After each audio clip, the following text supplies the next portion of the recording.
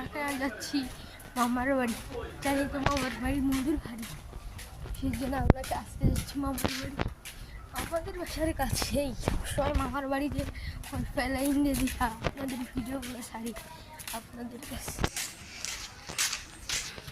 এটা হলো সিরাজগঞ্জ ভাঙ্গাবাড়ি।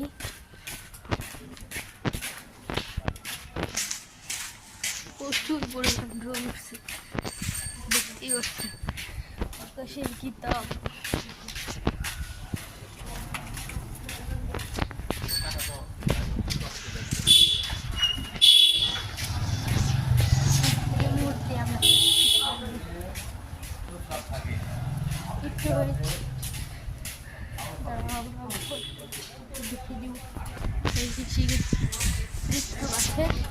এখন আছে ভাঙ্গা বাড়ি, আর ওই চেনা বাড়ি আছে মামুন কমিশনারের বাড়ি, ওখানে আমার